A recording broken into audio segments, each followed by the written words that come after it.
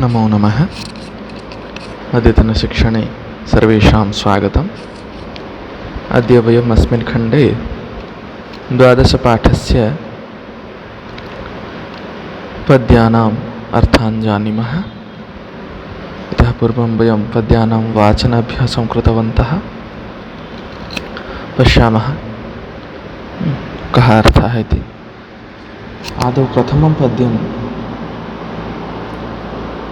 सुभाषितं वा न चौरहार्यं न च राजहार्यं न भ्रातृभाज्यं न च भारकारी व्यये कृते वर्धत एव नित्यं विद्याधनं सर्वधनप्रदः।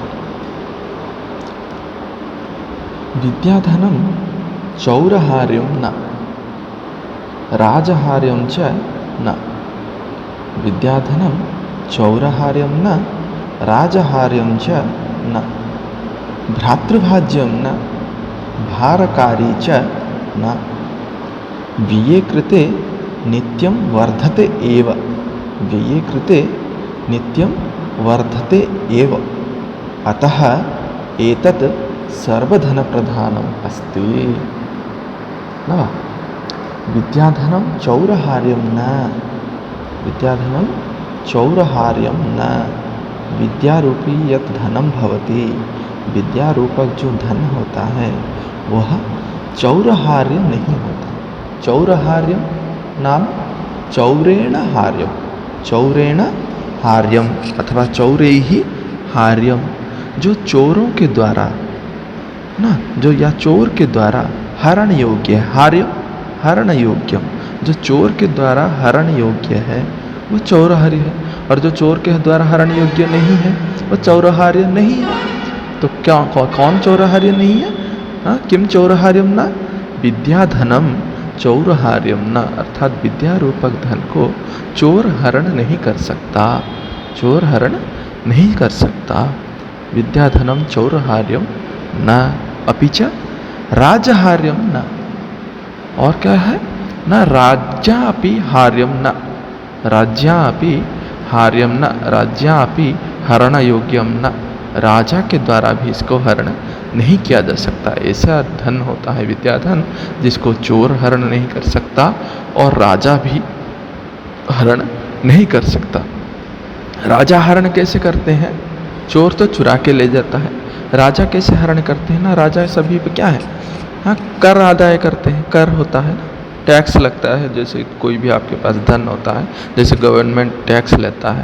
पहले काल में क्या था? राजाएं उसके ऊपर कर वसूली करते थे, है ना? वैसे ही तत् राजहार्यम न। पुनः भ्रातृभाज्यम न। भ्रातृभिः भाज्यम भ्रातृभाज्यम नहीं। तो भाइयों के द्वारा भी भाजन योग्य नहीं है, बंटन योग्य ये नहीं है। भाज्यम भाजन योग्यम बंटन योग्यम इत्यर्थः। भ्रातृभिः भाज्यम न, भ्रातृभिः बंटन योग्यम न। भाइयों के द्वारा इसे बांटा नहीं जा सकता, ठीक है ना?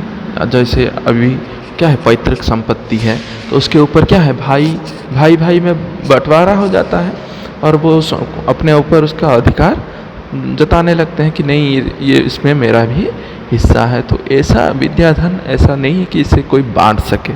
इसे आपस में बांट ले, इस धन के ऊपर, जैसे पैतृक संपत्ति ऐसा मान के इसके ऊपर बांटे।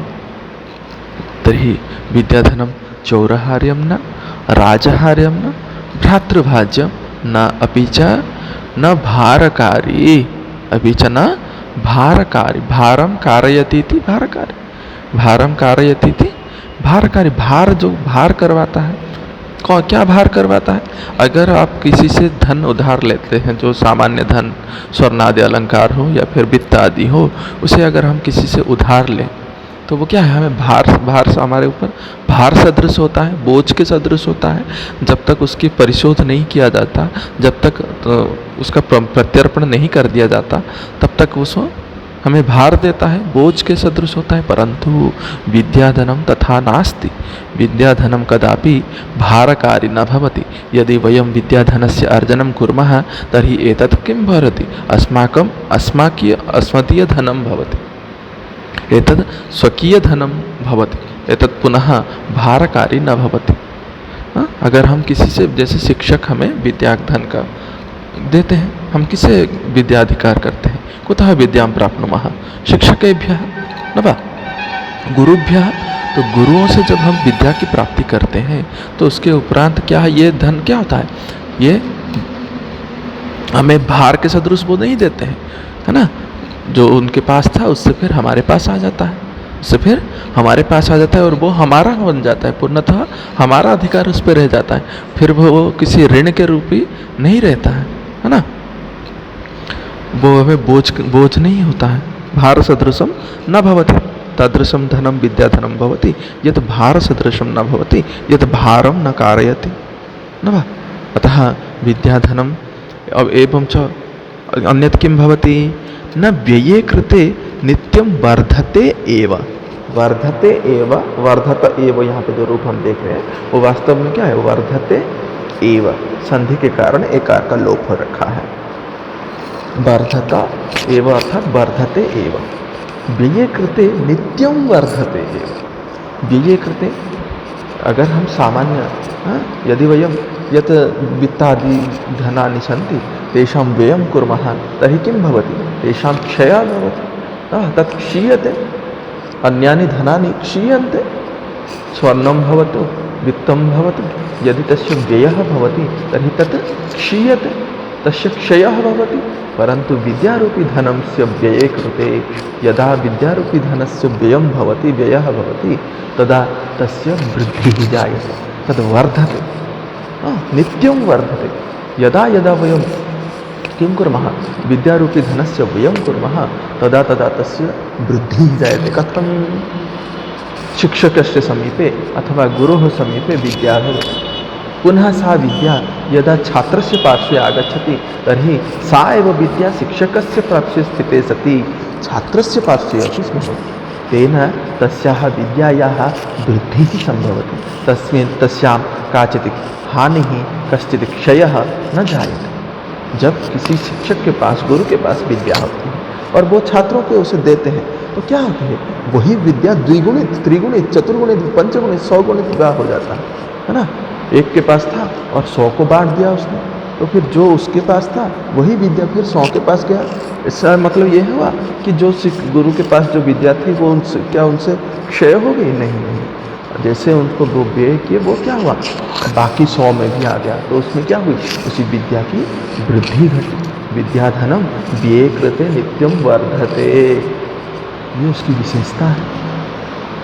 अतः एवं रूपी यद धनम भवति, इस प्रकार का जो धन होता है, कौन सा धन, विद्याधन, यत् चौरहार्यम न राजहार्यम न भ्रातृभाज्यम न भारकारी न अपि च व्यये कृते नित्यं वर्धते, तादृशं विद्याधनं सर्वधन प्रधानम हो।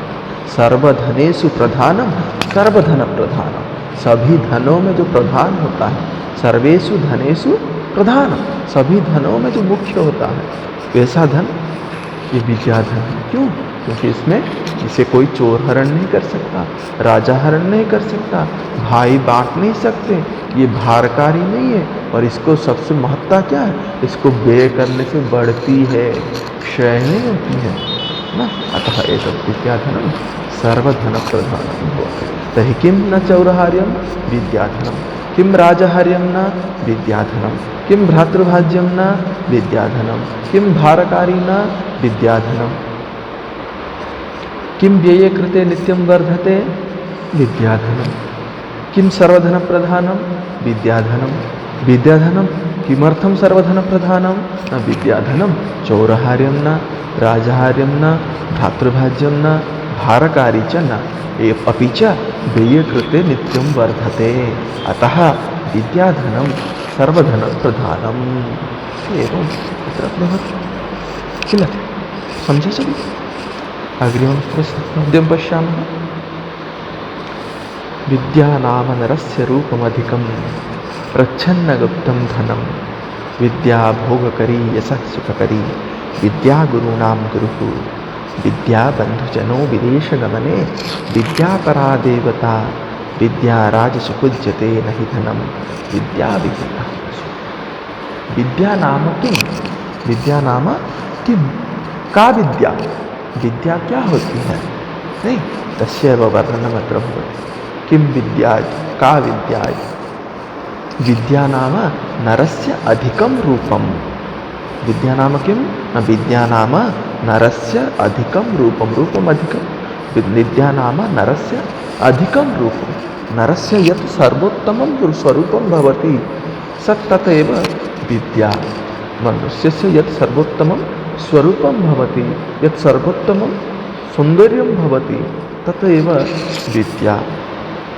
कस्यचित् नरस्य या कान्तिः या शोभा कया भवति, बाह्य अलङ्कारैः न, विद्यया भवति। मनुष्यस्य वास्तविकी शोभा कुत्र वर्तते, विद्यायां वर्तते। सः कियन् ज्ञानी, सः कियत् ज्ञानवान् इत्यनेन एव ज्ञायते तस्य वास्तविकी शोभा। यदि मनुष्य के पास विद्या है, उसी से उसकी शोभा बढ़ती है, वही उसका सर्वोत्तम स्वरूप होता है, वही उसका सर्वोत्तम सौंदर्य होता है। उसकी शोभा, उसकी कांति उसकी विद्या में निहित है, उसके ज्ञान में निहित है। किसी की स्वरूप केवल क्या है, रूपगत सौंदर्य से किसी की शोभा नहीं बनती, उसमें कितनी ज्ञान है उसको सभी परखते हैं, उससे उसकी यश होती है, उससे उसकी कीर्ति होती है, उसमें उसने कितना ज़्यादा उसका क्या है, शारीरिक सौंदर्य है, उससे उस मनुष्य की शोभा नहीं बनती है ना। बाह्य आभूषणों से उसकी शोभा नहीं है। उसका अधिकतम रूप क्या है, वह विद्या है। विद्या नाम नरस्य अधिकं रूपं, नरस्य यत् सर्वोत्तमं स्वरूपं भवति तदेव विद्या। अन्यत् किं न प्रच्छन्नगुप्तं धनं, प्रच्छन्नगुप्तं धनं, यत् प्रच्छन्नगुप्तं धनं भवति, यत् गुप्तधनं भवति। वयं वदामः कि हमें खजाना ना, खजाना क्या होता है, छुपा हुआ धन होता है, गुप्त धन होता है। नहीं, मनुष्य के लिए खजाना क्या है, विद्या है, उसकी विद्या है। क्योंकि ये सारे हमने पहले देखा, इससे पूर्व हमने जो पद्य में चर्चा किया, क्यों ना विद्या रूपी धन को हम जितना व्यय करें उतना बढ़ता है। तो ये गुप्त धन के सदृश है, खजाने के सदृश है, कभी ये खत्म नहीं होने वाला। कदापि अस्य नाशः न भवेत्, विनाशः न संभवति, है ना। यथेच्छं वयं अस्याः व्ययं कर्तुं शक्नुमः, कदाचित् अस्याः क्षयः न भवति। अतः एतत् गुप्तधनं सदृशं भवति, प्रच्छन्नगुप्तं धनम् अस्ति, प्रबलतया विद्यमानं गुप्तधनम् एतत् अस्ति। अन्यत् किं न विद्या भोगकरी, पुनः च विद्या किं करोति, न विद्या भोगकरी अस्ति। विद्या भोगं कारयति, विद्या भोगं कारयति, ऐश्वर्यं ददाति। कथं, यदि कश्चित् विद्यावान् तदेव सः कञ्चित् उद्योगं प्राप्नोति, तदेव तस्याः तस्य पार्श्वे, तस्याः पार्श्वे धनम् आगच्छति, तथा सा भोगं कर्तुं शक्नोति। अतः विद्या भोगकरी अस्ति, विद्या भोगकरी अस्ति। पुनः यशः सुखकरी अस्ति, यशः सुखं च कारयति। विद्या भोगं कारयितुं समर्था, तथैव यशः सुखमपि कारयितुं समर्था अस्ति। विद्या भोग करवाती है, जैसे जैसे ही यश और सुख भी दिलाती है। अगर हमारे पास हमारा यश होता है, हमारी कीर्ति होती है, किससे होती है, विद्या से होती है। हमारे ज्ञान से हमारा परिचय होता है। विद्वान एवं सर्वत्र पूज्यते, है ना, विद्वान सर्वत्र पूज्यते कहा गया है ना। हर जगह किसकी पूजा होती है, विद्वान की होती है, धनी की नहीं होती है। धनी को कोई याद रखता है, कल भूल सकता है, लेकिन जो गुणवान व्यक्ति होता है उसका गुण का गान समग्र ब्रह्मांड में होता रहता है, नहीं। इसीलिए विद्या भोग जैसे करवाती है, वैसे यश करवाती है, कीर्ति करवाती है, और उसके माध्यम से हमें क्या होता है, सब जगह सम्मान, और सम्मान से हमें सुख की प्राप्ति होती है। यश और सुख करवाती है विद्या। कहाँ अस्ति, न विद्या भोगकरी अस्ति, विद्या कहाँ अस्ति, विद्या यशः सुखकरी अस्ति, यश और सुख करवाती है। यशः सुखं च कारयति, यशः सुखकरी।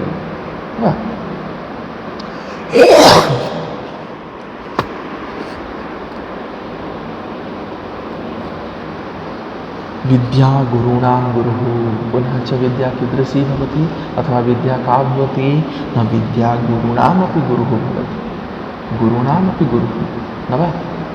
अस्मान् यः अध्यापयति सः अस्माकं गुरु। हमें जो पढ़ाते हैं वो हमारे गुरु हैं। नहीं, ते गुरवः यतः विद्यां प्राप्नुवन्तः ते अपि तेषां गुरवः। हमें जो पढ़ाए वो हमारे गुरु हैं, और फिर हमारे गुरु ने जिनसे विद्या को प्राप्त किए वो उनके गुरु हैं, फिर वो जिनसे विद्या को प्राप्त किए वो उसके गुरु हैं। परंतु सर्वप्रधान गुरु, सभी गुरुओं के गुरु कौन है? विद्या है। सभी का मूल क्या है? विद्या है। हमने किसी से विद्या का ग्रहण किया, हमारे गुरु फिर अपने गुरु से विद्या को ग्रहण किए, वो फिर दूसरे से विद्या को ग्रहण किए। तो वो कौन, वो जो सबकी गुरु है वो कौन है? वो विद्या ही है। सामान्य मनुष्य गुरु नहीं होता है, वो विद्या ही हमारी गुरु है। गुरुणाम अपि गुरुः भवति, ऐसा का विद्या। पुनः विद्या का अस्ति, विद्या नाम किं? न विद्या विदेशगमने बन्धुजनः भवति। विद्या विदेशगमने बन्धुजनः भवति। यदा वयं विदेशं प्रति गच्छामः, विदेशं गच्छामः, तदा तत्र कोऽपि बन्धुः भवतु न वा, परन्तु अस्माकं विद्या अस्माकं बन्धुः भवति। बन्धुः इव प्रतिभाति सर्वत्र। अथवा यदा यदा वयम् असौविध्यम् अनुभवामः तदा तदा अस्माकं विद्या अस्मान् सहकरोति। जब जब हम विदेश में असौविध्य को प्राप्त होंगे, किसी भी दुविधा में पड़ेंगे, उस समय हमारी विद्या ही हमारी वास्तव मित्र बन के खड़ी रहती है। कैसे कैसे खड़ी रहेगी? हम विदेश गए हुए हैं, वयं विदेशं गतवन्तः, तत्र कश्चित् किमपि मित्रम् अस्माकं नास्ति न वा, कोऽपि बन्धुः नास्ति, नवीनः देशः अस्ति न वा, तत्र अन्यैः सह वार्तालापः करणीयः अस्ति, तत्र कस्मै अपि निवेदनं कर्तव्यम् अस्ति, स्वकीय असौविध्यस्य ज्ञापनं कर्तव्यमस्ति। कथं कुर्मः? स्वज्ञानेन। यदि वयं तैः साकं वार्तालापं कर्तुं क्षमाः न भवामः तर्हि कथं ज्ञापयामः सर्वान् व्यथान्?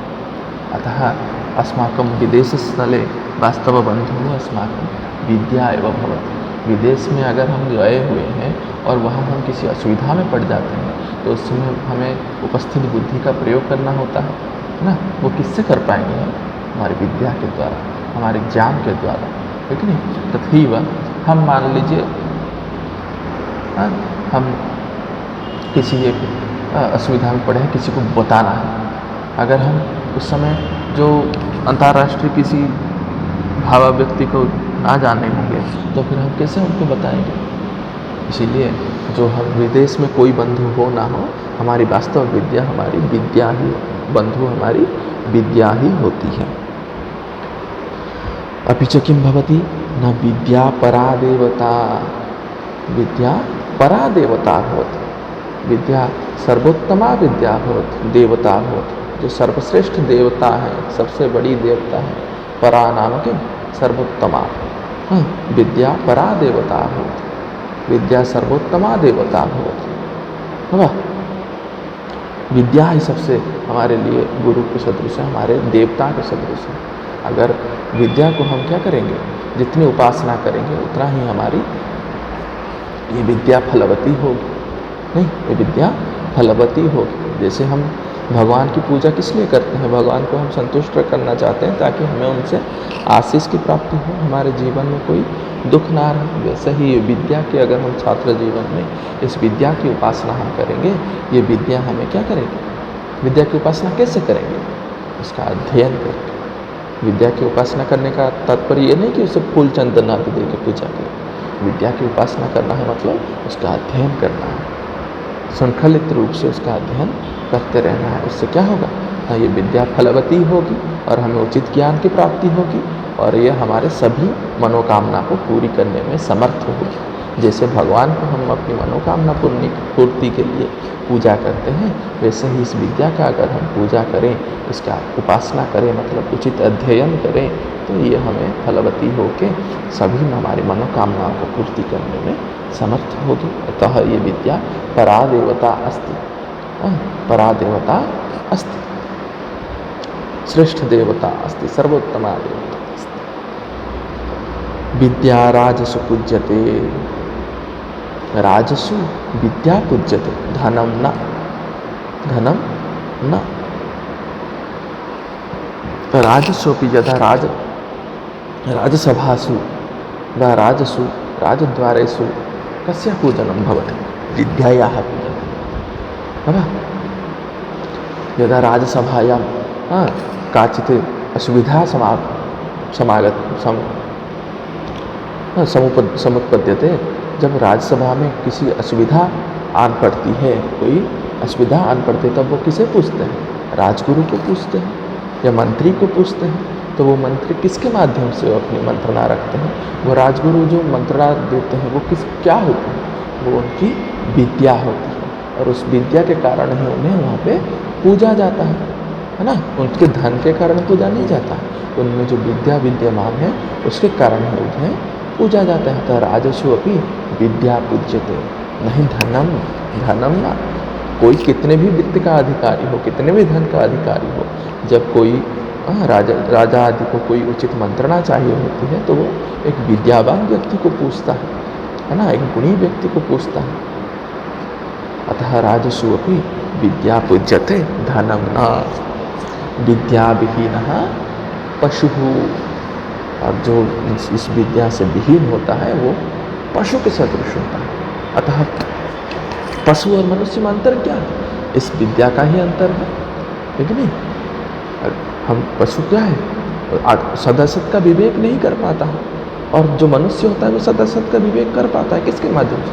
अपने विद्या के माध्यम से। किंतु तो पशु के पास उसके अभाव होने के कारण वो उसके विवेक नहीं कर पाता। अतः विद्याविहीनः का भवति पशुः, पशु सदृशः। यदि मनुष्यः विद्यावान् तर्हि मनुष्यः, यदि विद्याहीनः तर्हि पशुः। अतः विद्या नाम किं? न विद्या नाम नरस्य अधिकं रूपं, विद्या नाम प्रच्छन्न गुप्तं धनं, विद्या भोगकरी, विद्या यशः सुखकरी, विद्या गुरूणां गुरुः, विद्या विदेशगमने बन्धुजनः, विद्या परा देवता, विद्या एवं भिन्न भिन्न। तथैव राजसु का पूज्यते? न राजसु विद्या पूज्यते। राजसु किं न पूज्यते? राजसु धनं न पूज्यते। विद्या कुत्र बन्धुजनः? विद्या विदेशगमने बन्धुजनः। विदेशगमने का बन्धुजनः वा कः बन्धुजनः? न विदेशगमने विद्या बन्धुजनः। ते का परा देवता? विद्या परा देवता। एवं कः पशुः? विद्याविहीनः पशुः इति। एवम् अत्र अनेकाः प्रश्नाः भवितुमर्हन्ति। न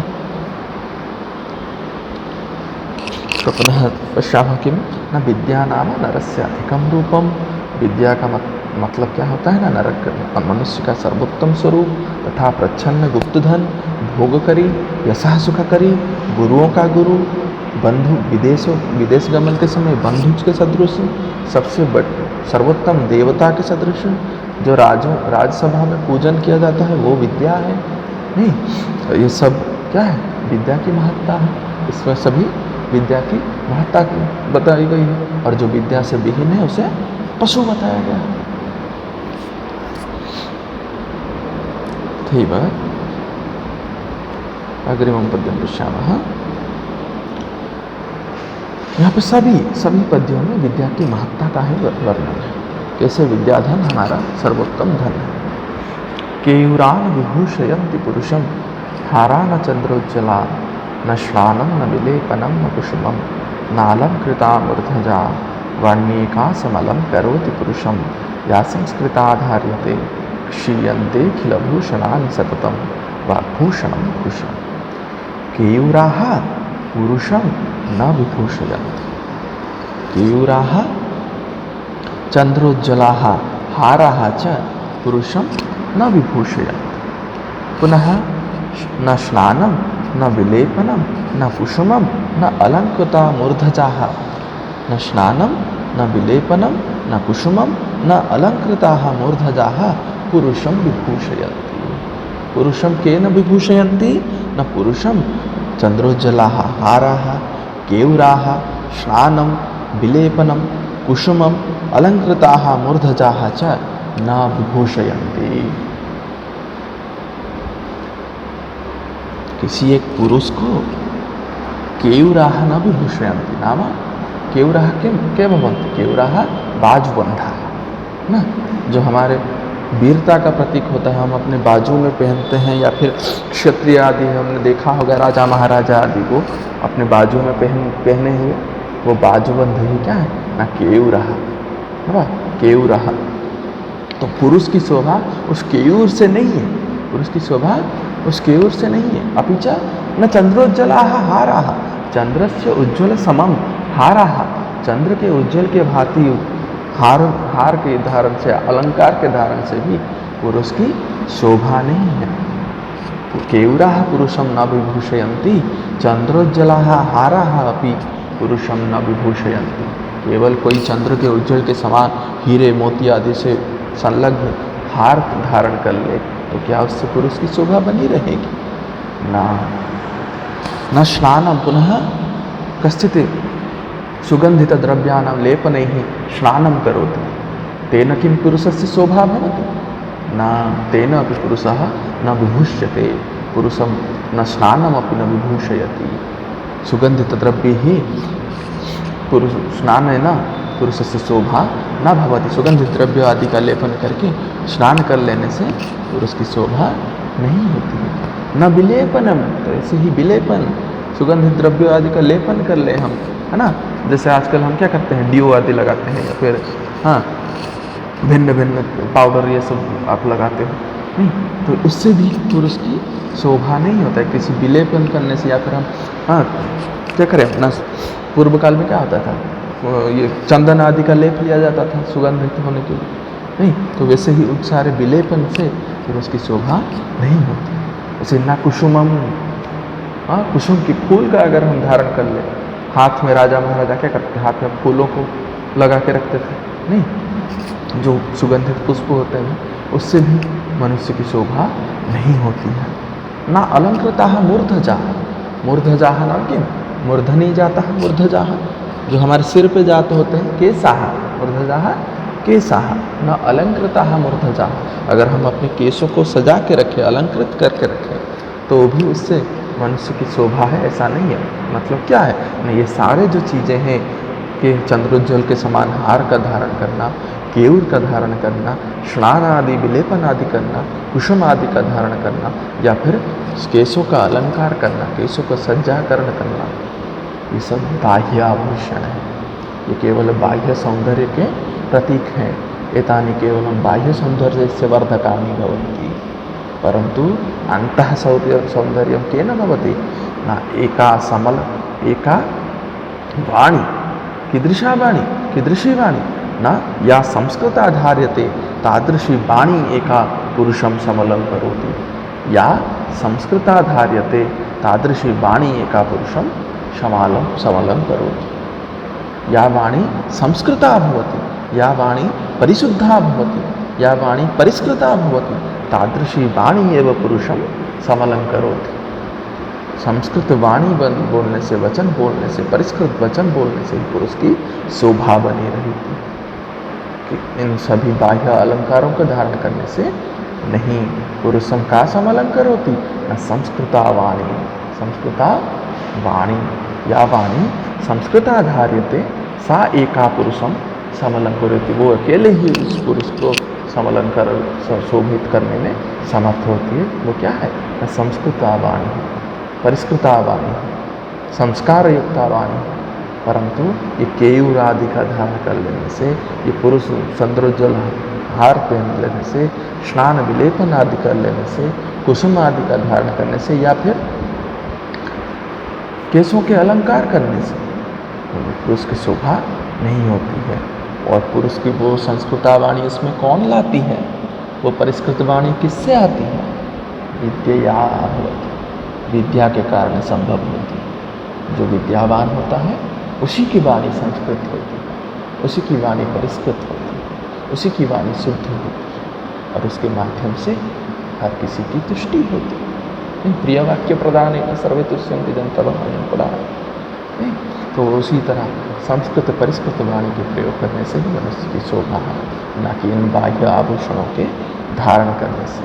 किमर्थम न अक्षीयन्ते अखिलभूषणानि, अखिलभूषणानि क्षीयन्ते, अखिलभूषणानि क्षीयन्ते। तो क्षीयन्ते अखिल भूषणानि क्षीयन्ते अखिल भूषणानि संधि के कारण बना हुआ है।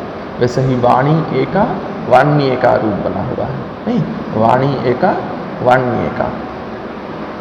तो क्षीयन्ते अखिल भूषणानि, अखिल भूषणानि क्षीय सततम क्षीयन्ते, अखिल भूषणानि सततम क्षीयन्ते। ये जो अखिल भूषण है, ये जो समग्र भूषण है, आभूषण है ना, कौन से, ना केयूराह, चंद्रोज्जलाहाराह, अलंकृत मूर्धजा, नहीं, ये जितने भी हम अलंकार बाह्य सौंदर्य के लिए धारण करते हैं वो तानि सर्वाणि अपि आभूषणानि किम न नितरां क्षयशीलानि सततम, सततम नाम किम निरंतरम, सततम इति एकम अव्ययपदम, सततम निरंतरम, निरंतरम क्षयशीलानि, नित्यम निरंतरम क्षयशीलानि भवन्ति। सोना आज है तो कल नहीं है। आज आपने 10 ग्राम का या 20 ग्राम का पहना है तो 2 साल के बाद उसमें कमी हो गई होगी। ये सारे क्षयशील हैं, नहीं।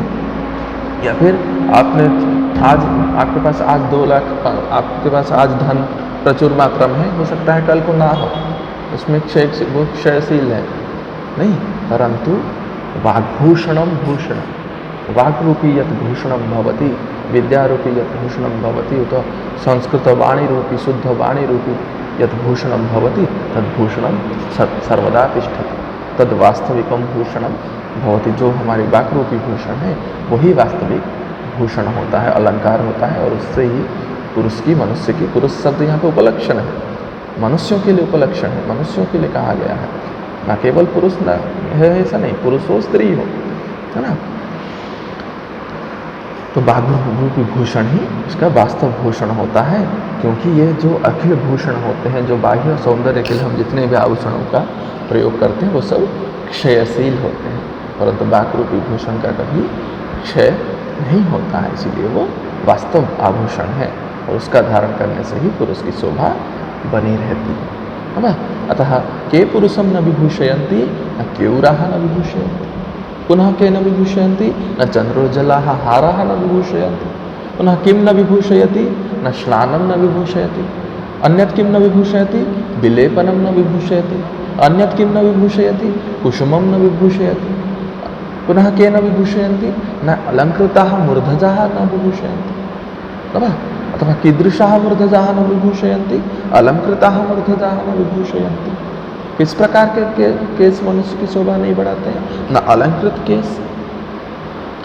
तर्हि का समलं करोति न संस्कृता वाणी समलं करोति, संस्कृता वाणी समलं करोति, अथवा वाणी समलं करोति, वाणी समलं करोति, कम समलं करोति पुरुषं समलं करोति, कीदृशी वाणी पुरुषं समलं करोति संस्कृता वाणी पुरुषं समलं करोति, संस्कृता वाणी पुरुषं समलं करोति। कानि क्षीयन्ते अखिल भूषणानि क्षीयन्ते, कानि क्षीयन्ते अखिल भूषणानि क्षीयन्ते, क्षीयन्ते इति एकम क्रियापदम्, क्षीयन्ते अर्थात क्षयशील होते हैं, धार्यते नाम धारण किया जाता है,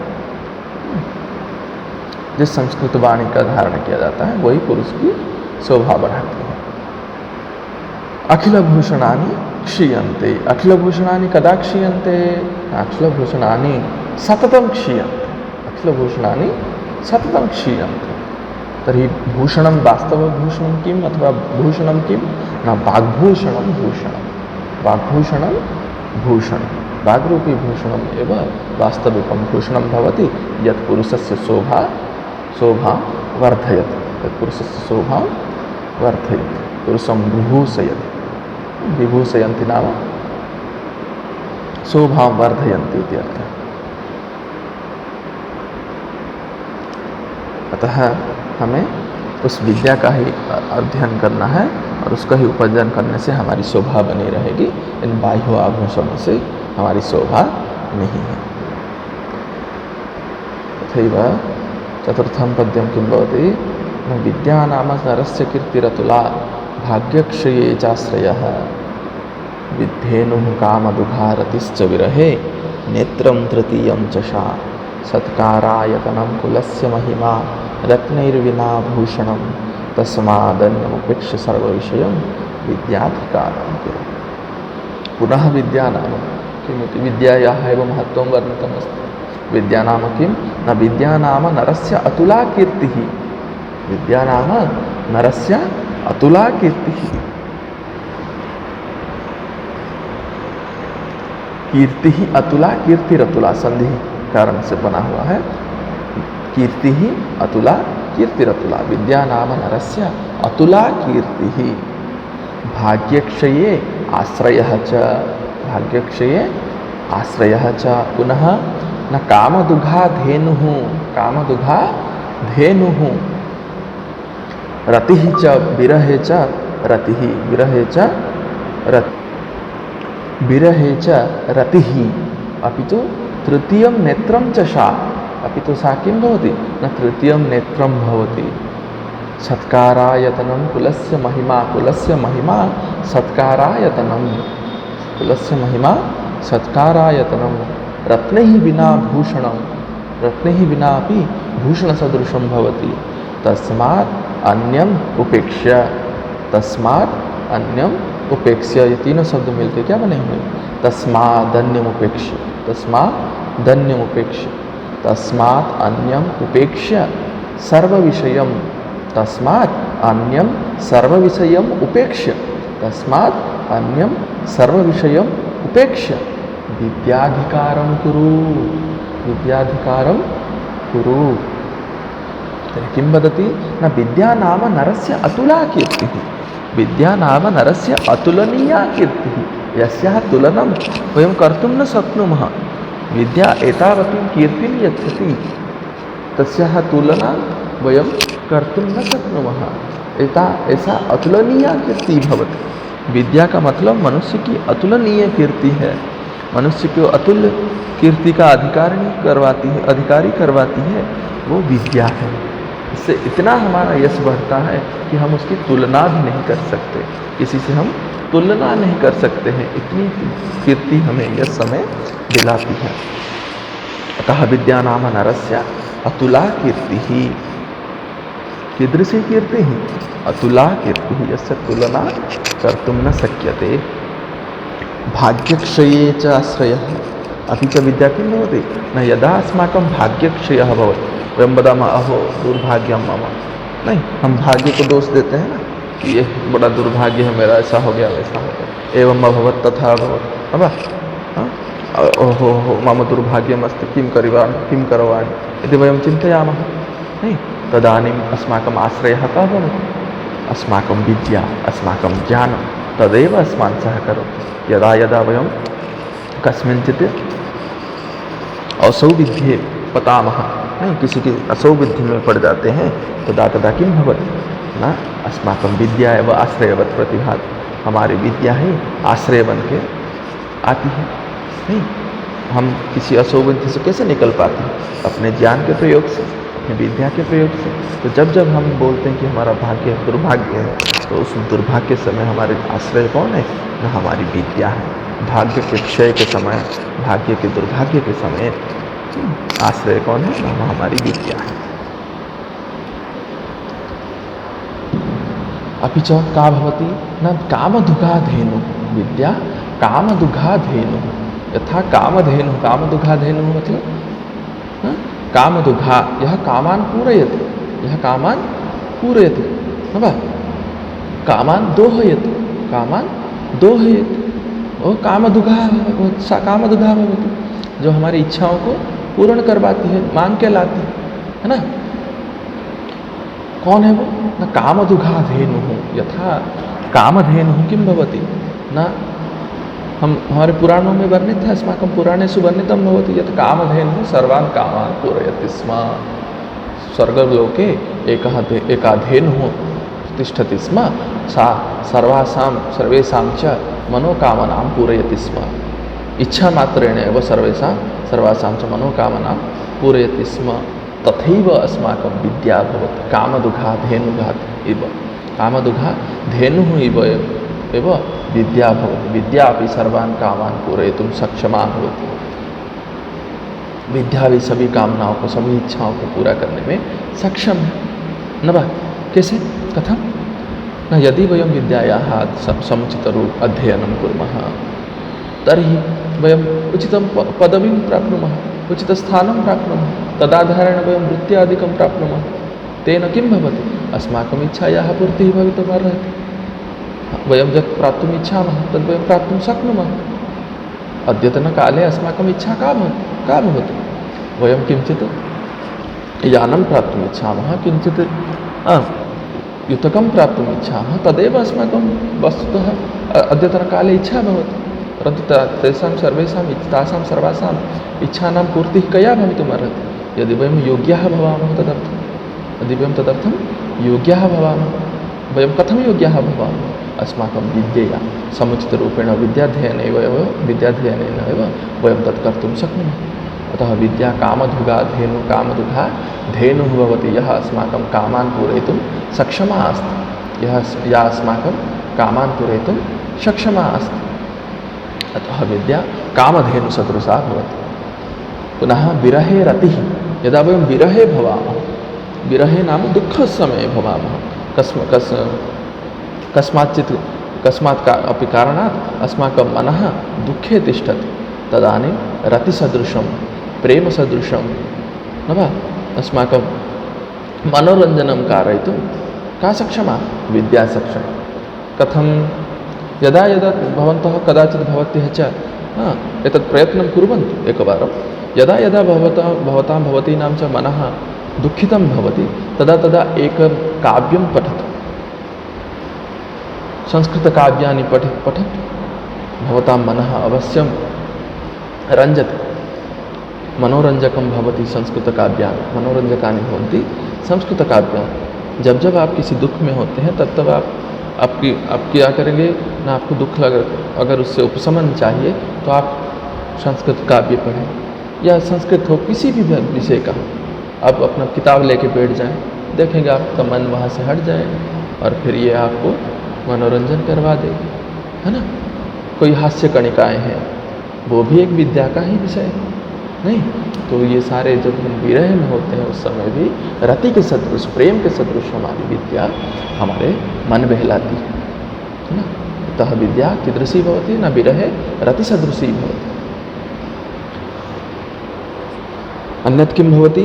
न तृतीयं नेत्रं च सा विद्या तृतीयं नेत्रं भवति। हम जो दोनों आँखों से देख रहे हैं, जो दोनों मूर्त आँखें हैं, उससे अधिक जो तृतीय चक्षु है, तृतीय चक्षु मतलब ज्ञान रूपी चक्षु, सत्य असत का विवेक करने वाली चक्षु।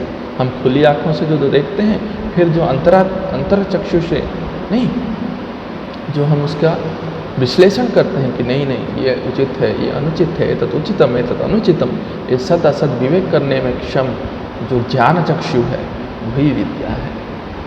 विद्या का अभाव में हम उसका विवेक नहीं कर पाते। अतः एतत् तृतीयं नेत्रं भवति अस्माकं, तृतीयं नेत्रं विद्या भवति। हमारी ज्ञान रूपी चक्षु विद्या होती है। सामान्य चक्षु से हम उसका विवेक नहीं कर पाते हैं, ज्ञान चक्षु से ही हम सतसत का विवेक कर पाते हैं। अतः तृतीयं नेत्रमपि नाम ज्ञान चक्षुः विद्या भवति। सत्कारायतनं कुलस्य महिमा सत्कारायतनं भवति। सत्कार का आयतन, सत्कार के आयतन, हमारी कुल की जो महिमा होती है वो किससे होती है? हमारे व्यवहार से, हमारे सत्कार से। जो अतिथि हमारे घर आते हैं, अगर हम उनका सत्कार करते हैं, तभी उससे कैसा सत्कार हम करते हैं उससे पता चलता है कि हम हमारी कैसी व्यक्तित्व है ना। अगर हम घर आए अतिथि का उचित सत्कार ना करें तो फिर वो क्या कहेगा बाहर जाके कि नहीं ये देखो ऐसे घर में गया था, पानी तक नहीं पूछा। परंतु अगर हम उचित सत्कार किए हैं तो फिर वो बाहर जाकर क्या कहेगा, कितना अच्छा घर था, नहीं? तो उससे क्या होती है? हमारी कुल की महिमा बढ़ती है, हमारी यश होती है, नहीं? तो सत्कार कहाँ से आती है? शिक्षित होने से आती है, विद्या की प्राप्ति करने से आती है, नहीं? तो वो कुलस्य महिमा सत्कारायतनम कुलस्य महिमा, हमारे जो कुल की महिमा है वो सत्कार के आयतन है। और वो सत्कार हमें कौन दिलाती है? सत्कार करने के लिए कौन शिक्षा देती है? विद्या देती है ना। नहीं, हमारे वेद उपन्यास क्या कहते हैं? उपनिषद अतिथि देवो भव, अतः अतिथियों का सेवा करना चाहिए, वो देवता तुल्य, नहीं? तो उससे हमें हमारी कुल की महिमा बढ़ाने के लिए विद्या सहयोगी होती है, हमें सत्कार का ज्ञान देती है। रत्नैर्विना भूषणम, रत्नै ही बिना रत्नैर्विना, रत्नै ही बिना रत्नैर्विना, रत्नै ही बिना भी भूषणम भवति, बिना रत्नों के भी अलंकार के सदृश है। इससे पूर्व भी हमने चर्चा किया हुआ है कि कैसे विद्या क्या करती है, न बिना रत्नों की भूषण की सदृश होती है। कैसे बाह्य अलंकारों से हमारी वास्तव शोभा नहीं है, हमारे लिए वाग्भूषण ही वास्तव भूषण है, इससे पूर्व पद्य में चर्चा किया गया है। तो ये बिना रत्नों के भी भूषण सदृश है, बिना रत्न के धारण किए भी ये हमारी शोभा बढ़ाने में सक्षम है। ये ऐसी अलंकार है, ऐसी आभूषण है। तस्मात्, कस्मात्, विद्या नाम नरस्य अतुला कीर्ति, विद्या भाग्यक्षये आश्रय, विद्या कामदुघाधेनुः, विद्या विरहे रतिः, विद्या तृतीयं नेत्रं, विद्या एव सत्कारायतनं कुलस्य महिमा, विद्या एव रत्नैर्विना भूषणम्, अस्मात् कारणात्, तस्मात्, तस्मात् कारणात्, उस कारण से ही ये सारे विद्या की महत्ता है, उस कारण से ही तस्मात् अन्यम सर्व विषयम उपेक्ष्य, अन्य सभी विषयों को छोड़ के, उपेक्ष्य, उपेक्ष्य नाम किम, तिरस्कृत्य, सभी को उपेक्षा करके, सभी को छोड़ के, नहीं, सभी को नगण्य मान के, उपेक्षा करके, अन्य सर्व विषयम उपेक्ष्य विद्याधिकार कुरु, विद्या का अधिकार करो, कुरु नाम तुम कुरु, नहीं जो इस पद्य को पढ़ रहे हो वो व्यक्ति करे, नहीं, तुम विद्या का अधिकार करो, क्योंकि विद्या ही सभी कुछ है, अन्य भी किसी तुच्छ समान है, अन्य सभी धन अलंकार तुच्छ समान है। इसी के अध्ययन करने से, इसी की उपासना करने से हमें वास्तविक शोभा की प्राप्ति हो सकेगी, है ना। अतः इन सभी पद्यों में हम जो भी पढ़ा है उसमें क्या है ना, ये बारंबार हमें विद्या के प्रति अपनी मनोभाव रखने के लिए, विद्या उपार्जन करने के लिए ही प्रेरणा देती है। कैसे हम सभी कुछ छोड़ के केवल विद्या अर्जन करते रहें, जिससे हमारी सारी इच्छाएं पूर्ति हो सकेगी, इससे हमें ये सारे पद्य प्रेरित करते हैं ना। इन सभी पद्यों को हम मानेंगे और अच्छे से सुनेंगे जो भी मैंने कहा है, और यदि कोई शंका है तो आप मुझे पूछेंगे।